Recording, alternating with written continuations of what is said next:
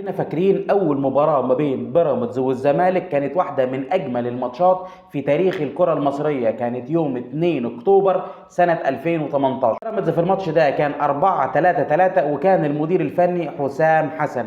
التشكيل كان المهدي سليمان في حراسه المرمى، اتنين مساكين علي جبر واحمد ايمن منصور، باك يمين رجب بكار، وباك شمال إيريك تراوري. في نص الملعب كان ثلاثة: نبيل عماد دونجا، محمد مجدي قفشه، وعبد الله السعيد. قدامهم ثلاثة: على اليمين عمر خريبين، وعلى الشمال كينو، وراس حربة جونسيف ويل. الزمالك على ما اتذكر كان حمدي النجاز باك يمين، اثنين مساكين محمود علاء ومحمد عبد الغني. باك شمال كان عبد الله جمعه. في نص الملعب كان طارق حامد وفرجاني ساسي، وقدامهم يوسف اوباما. على اليمين ابراهيم حسن، على الشمال كهربا، وراس حربة عمر السعيد. كان جميل جدا، خلص 3-3. الماتش بدأ بهدف جميل جدا من فرجاني ساسي، واحد من اجمل الاهداف في تاريخ الكرة المصرية. وبعدها إيريك تراوري اتعادل لبيراميدز، بعدها كينو جاب الثاني لبيراميدز. بعد كده جات كورنر بعد هدف كينو على طول، كورنر لنادي الزمالك اتعادل منه عمر السعيد. في الشوط الثاني فرجاني ساسي جاب الهدف الثالث لنادي الزمالك، وتعادل عمر خريبين لبيراميدز.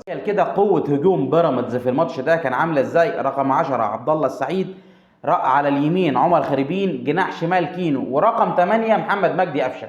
تخيل. للاسف بعد الماتش ده تمت اقاله الكابتن حسام حسن، ودي من الحاجات اللي انا كنت شايفها من الاخطاء اللي اخطاتها اداره بيراميدز في التوقيت ده، لانه الراجل عمل كل اللي عليه والفريق كان ظاهر بشكل كويس، بس احنا كنا بنلاعب فريق كبير اللي هو نادي الزمالك. ان شاء الله بيراميدز بكره يقدر ينتصر على نادي الزمالك في المباراه اللي هتكون على استاد القاهره، وان شاء الله المباراه دي تكون مفتاح الحصول على بطوله الدوري.